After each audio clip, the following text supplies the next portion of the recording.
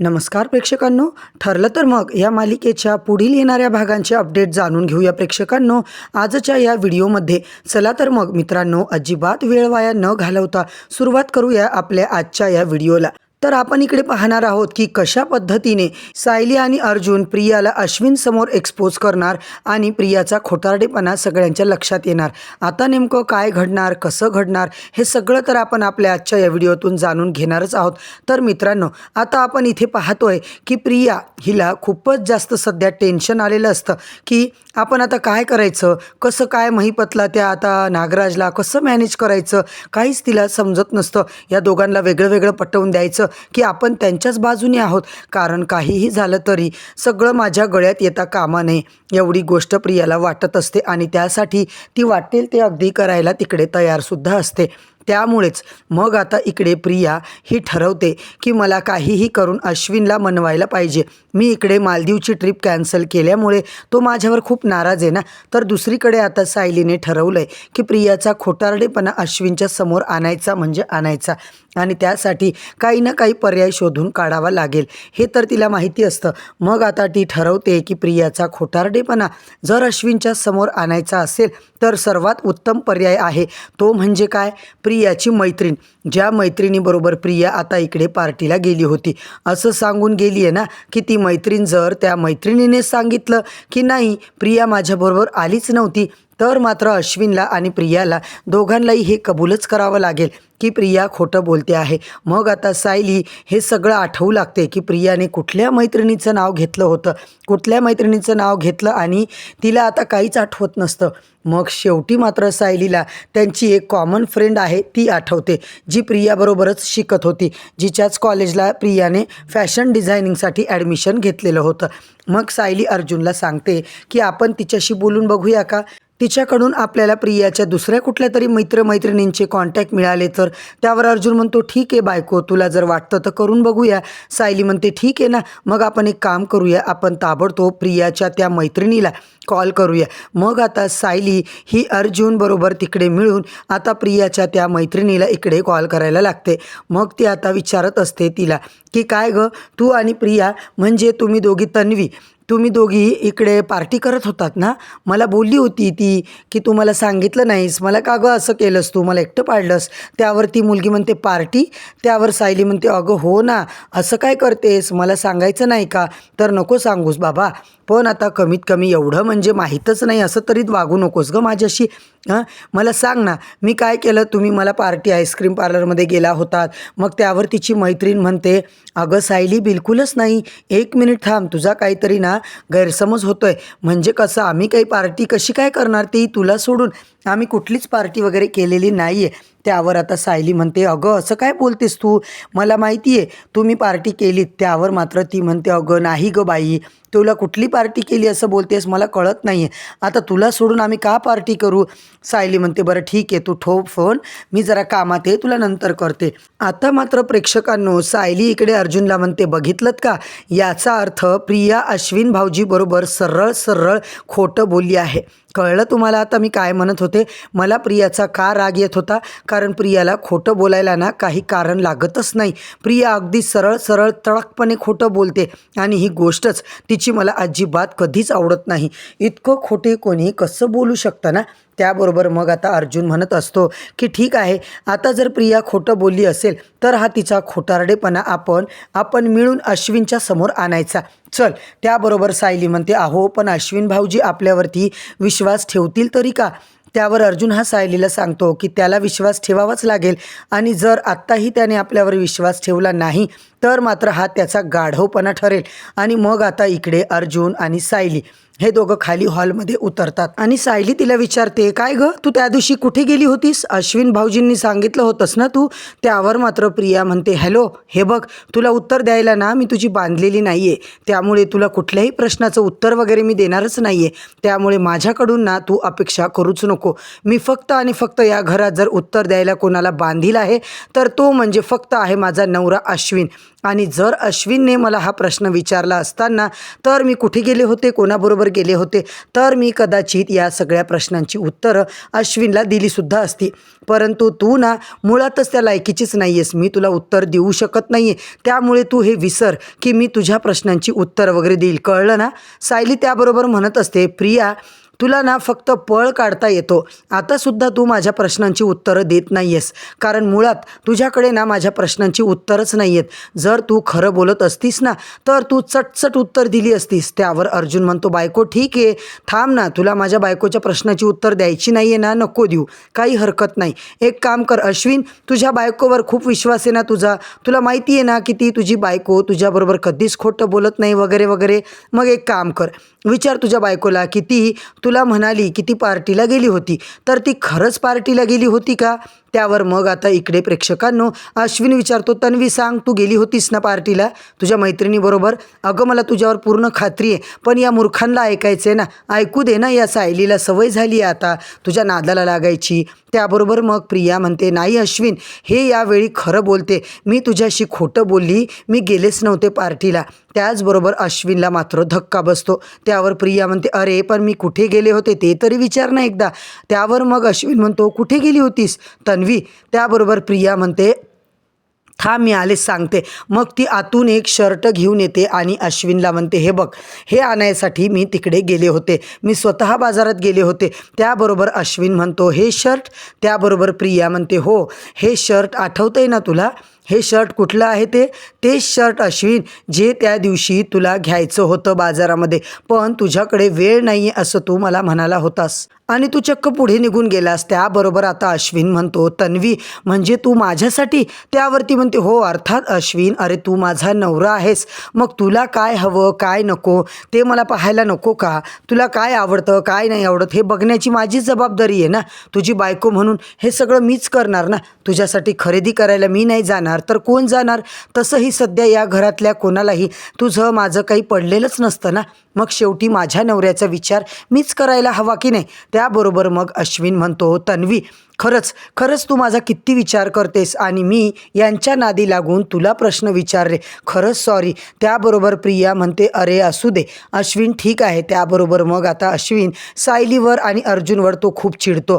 तो म्हणतो, काय सुरू आहे तुमचं, सतत माझ्यामध्ये माझ्या बायकोमध्ये भांडणं लावण्याची कामं करत असता.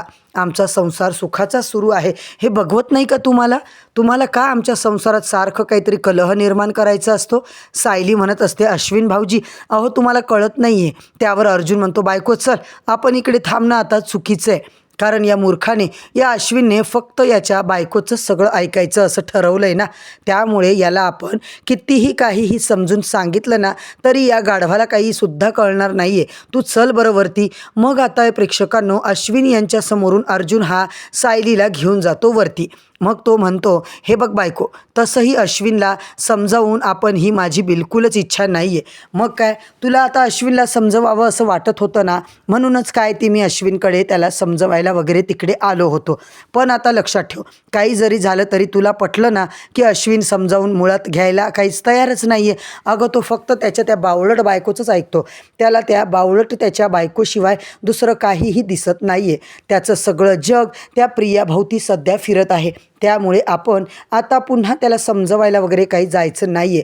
तेव्हा त्याला जोरात एकदा इतका झटका बसेल ना तिच्या खोटारडेपणाचा, तेव्हा त्याला आपोआपच कळेल की तो किती मोठी चूक करत होता.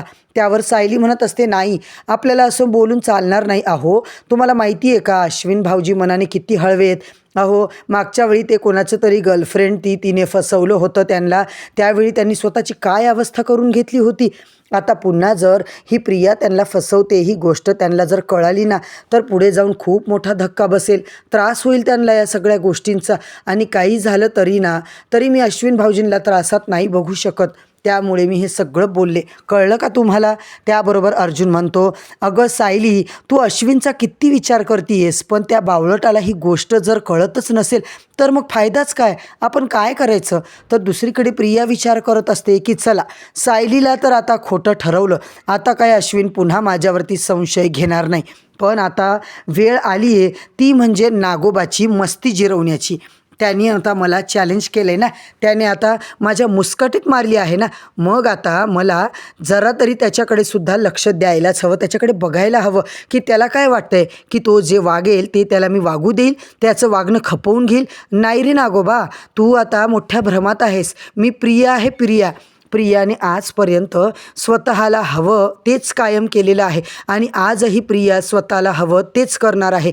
तुला काय वाटतंय की तू मला बाजूला करशील? पण नाही, मी तुला फसवण्याच्या अगोदरच सगळी सोय व्यवस्थित करून ठेवलेली आहे. आता मात्र प्रेक्षकांनो, प्रिया म्हणत असते, आता नागोबाला मस्त ब्लॅकमेल करते. एकदा का नागोबा बाबा ब्लॅकमेल केला त्याला की बरोबर तो मला घाबरणार आणि मग मला घाबरून का होईना पण तो मला सर्व प्लॅनपासून वेगळं नाही ठेवणार. आणि एकदा का मी त्याच्या सगळ्या प्लॅनमध्ये आले की मग महिपतला कसं अलगस तिकडून बाजूला घेऊन जायचं आणि कसं या सगळ्यामध्ये महिपतच्या मदतीने नागोबालाच अडकवायचं, हे सगळं मला व्यवस्थित माहिती आहे. मग ती लगेचच नागोबाला कॉल करते. मग काय प्रेक्षकांनो, ती म्हणत असते, नागराज काका, नाही तुम्ही मला तुमच्या सगळ्या प्लॅनमधून अलगद कसं बाजूला केलं ना, ते सगळं तर ठीक आहे, पण तुम्ही एक गोष्ट विसरलात. माझ्याकडे ना महिपतचा फोन आहे. त्यावर नागराज म्हणतो, काय? त्यावर प्रिया म्हणते, हो खरंच माझ्याकडे ना महिपतचा फोन आहे, जो मी तुम्हाला दिला नाही आहे, कारण मला माहिती होतं की नागराज काका अशी काहीतरी माती खाणार, म्हणूनच मी आता तुम्हाला तो फोन हवा असेल तर मला गपचूप सांगायचं नागराज काका की महिपत कुठे, काय तुम्ही ठरवलेलं आहे काय करायचं. त्याचबरोबर लगेचच आता इकडे मात्र पुढे तो म्हणत असतो, हे बघ प्रिया, तू जास्त हुशाऱ्या मारू नकोस. त्यावर प्रिया म्हणते, काय ना, त्या महिपतच्या फोनमध्ये बरेच पुरावे सापडलेले आहेत, जे पुरावे जर अर्जुनच्याच काय एखाद्या लहान मुलाच्या हाती जरी नेऊन दिले ना, तरीसुद्धा त्याच्यावरून हे स्पष्ट होईल की तो मुलगा सांगू शकतो की तो अपघात तुम्हीच महिपतला घडवून आणायला लावला होता. महिपतने काही फक्त त्याचं काम केलं होतं. मग सायली आणि अर्जुन दोघंसुद्धा तुमचे काय हाल करतील ते आई शपथ तुम्ही बघत राहा. तुम्ही तर पार 12च्या भावात जाणार आहोत. अर्जुनला सगळं जर खरं कळलं ना, तर आता मी अर्जुनला इकडे सगळं खरं सांगून टाकते. जाऊ द्या, तुम्हाला तसंही मी तुमच्या प्लॅनमध्ये नकोच आहे ना. त्यावर नागराज मात्र आता घाबरतो. प्रेक्षकांनो, तिचं हे सगळं बोलणं सायलीने ऐकलेलं असतं. मग आता सायली इकडे अर्जुनकडे येते. अर्जुनला आता ती येऊन पटकन सगळ्या गोष्टी सांगायला लागते की आता मी प्रियाला फोनवर बोलताना ऐकलंय आणि प्रिया कोणाबरोबर तरी फोनवर बोलत होती ते तरी मला कळलेलंच नाही, पण प्रिया म्हणत होती की तिच्याकडे महिपतचा फोन आहे असं म्हणून. अहो, जर महिपतचा फोन आपल्याला मिळाला ना, तर त्या फोनमधली बरीचशी माहिती आपल्याला मिळून जाईल आणि कदाचित ही सगळी माहिती आपल्याला खूप उपयोगीसुद्धा पडेल ना. तर मला असं वाटतंय की आपण ना प्रियाच्या त्या फोनमध्ये म्हणजे तिच्या रूममध्ये जाऊन तो जो काही फोन आहे तो मिळवायला हवा. आता तुम्ही ठरवा, तुम्ही म्हणाल तसं आपण करूया. कदाचित त्या फोनमध्ये आपल्याला नागराज काकांबद्दल काही ना काही पुरावा मिळू शकतो. म्हणजे कसं आहे, नक्की नागराज काका या सगळ्यामध्ये खरंच इन्वॉल्व आहेत का की नाही, हे सुद्धा आपल्याला कळेल ना त्या फोनमुळे. कारण त्याच्यामध्ये आपल्याला नागराज काकांचं आणि महिपतचं जे काही बोलणं, कॉल रेकॉर्ड काहीतरी नक्की सापडेल ना. त्यावर अर्जुन म्हणतो, हो बायको, तुझं अगदी बरोबर आहे, तू म्हणतेस ते आपल्याला आता करायलाच हवं. नाही म्हणजे कसं आहे, खरोखर आपल्या हाती ना महिपतचा फोन लागला ना, तर आपल्यासाठी खूप गोष्टी सोप्या होऊन जातील. आणि त्यावर आता सायली म्हणते, मग ठरलं, आपण आता आजच प्रिया हिच्यावरती बारीक लक्ष ठेवायचं आणि एकदा का प्रिया घरातून बाहेर गेली की मग आपण तिच्या रूमची झडती घ्यायची. त्यावर प्रेक्षकांनो अर्जुन म्हणतो, ठरलं. सायली जरा नाराज होते. त्यावर अर्जुन म्हणतो, बायको आता काय गं, काय झालं, तुझं तोंड का पडलंय? त्यावर सायली म्हणते, अहो असं काय करताय, ती रूम प्रियाची जरी असली तरी अश्विन भाऊजींची पण आहेच की. अश्विन भाऊजींची परवानगी नसताना आपण त्यांच्या खोलीची अशी झडती घेणार आहोत का?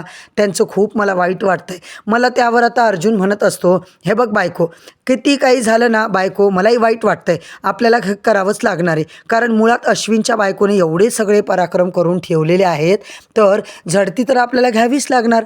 त्यावर सायली म्हणते, ठीक आहे, मग मी एक काम करते, मी बारीक लक्ष ठेवून राहते प्रियावरती. प्रिया एकदा का घराच्या बाहेर पडली की मग मी तुम्हाला सांगते. मग आपण दोघं मिळून प्रियाच्या रूमची झडती घेऊया. एकदा का आपल्याला तिच्या रूममध्ये काही पुरावा वगैरे सापडला ना तिच्याबद्दल, की मग बघा आपण तिला कशी अडकवायची, हे सगळं यांचं बोलणं प्रेक्षकांनो चालू असतं. आता इकडे खरंच नागराज काकांबद्दल काही सापडलं किंवा महिपतबद्दल काही सापडलं तर आपण अश्विन भाऊजी समोर सुद्धा ती कशी नालायक आहे हे सिद्ध करू शकतो, असं सायली अर्जुनला सांगत असते. अश्विन भाऊजी सुद्धा तिच्या तावडीतून सुटून जातील. अर्जुन म्हणतो, हो हे सगळं तुझ्या मनाप्रमाणे होईल, तू काळजी करू नको, सगळं आपण दोघं मिळून व्यवस्थित करूया. मग झालं ना. त्यावर सायली म्हणते, हो तुम्ही बरोबर असाल ना तर मला कसली भीती नाही आहे आणि कसली काळजी पण नाही. तर इकडे आता प्रिया विचार करते की चला आता मी इकडे नागोबाला तर चांगलं लटकवलेलं आहे, चांगलाच घाबरलेला आहेस तो, पण आता मला इकडे या अर्जुन आणि सायलीची काय सोय लावा लागेल आणि इकडे या साक्षीला शोधून काढायला हवं. एकदा का साक्षी मला सापडली ना की मग त्यानंतर माझ्यासाठी सगळ्याच गोष्टी सोप्या होऊन जातील. आता साक्षीला शोधायला सुरुवात करायची हा प्रिया विचार करत असते. अश्विन हॉस्पिटलला निघून गेल्यानंतर लगेचच आता प्रियासुद्धा साक्षीला शोधण्यासाठी घराच्या बाहेर पडते. आता प्रिया घराबाहेर गेल्यावरती सायली ही लगेच अर्जुन तिकडे येते. अर्जुनला ही गोष्ट सांगते की प्रिया घराच्या बाहेर आत्ताच गेली आहे. मग आता अर्जुन म्हणतो, कुठे गेली, काही अंदाज आहे का? त्यावर सायली म्हणते, नाही ते तर काही माहीत नाही, पण ती आत्ता जस्ट घराच्या बाहेर तर पडली आहे. अहो ती कुठे गेली, काय करायला गेली हे सगळं आपण नंतर बघू. सध्या आपल्याला आयती संधी मिळाली आहे तिच्या खोलीची झडती घ्यायची, तर आपण ती संधी पहिले घेऊन टाकू. त्यावर अर्जुन म्हणतो, चालेल. मग आता सायली आणि अर्जुन हे दोघंही जण इकडे खाली येतात आणि प्रियाच्या रूमकडे. आता ते प्रियाच्या रूममध्ये मस्त दोघे शिरतात आणि मग काय शिरल्यानंतर तिथे जाऊन ते दोघे जण प्रियाच्या संपूर्ण खोलीची झडती घेऊ लागतात. आता झडती ते दोघं घेत असतात पण त्यांना सापडत मात्र काहीच नाही. त्या दोघांनाही अपयश मिळतं. आणि दुसरीकडे आपण असं बघतोय प्रेक्षकांनो, प्रिया ही महिपतच्या इकडे काय तर त्या पंटरला एका गाठते, त्याला साक्षीचा पत्ता विचारते, तो सांगायचं नाटक करतो, पण प्रिया त्याला म्हणत असते, हे बघ मला माहिती आहे की तू महिपत शिखरेचा माणूस आहेस, त्याचा लेफ्ट हँड होतास. अरे जर का तू त्यांचा लेफ्ट हँड होतास तर अर्थात त्यांची मुलगी जिवंत आहे, ती कुठे आहे हे तुला नक्कीच माहिती असणार ना.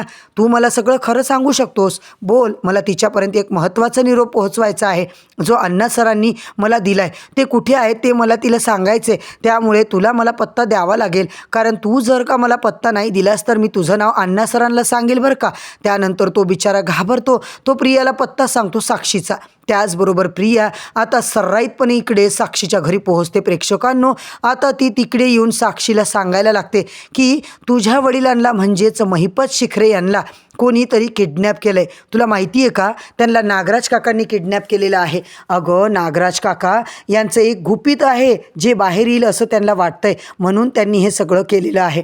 अगं म्हणजे काय झालं आहे ना, सायली आणि अर्जुन यांना कळालं आहे की हे सगळं महिपतने केलं आहे आणि मग जर का ते महिपतपर्यंत पोहोचले तर ते नागराजपर्यंत पोहोचतील असं त्यांना वाटतं आहे, म्हणून त्यांनीच हे सगळं केलं आहे. मित्राच्या पाठीत त्यांनी खंजीर खूप असला.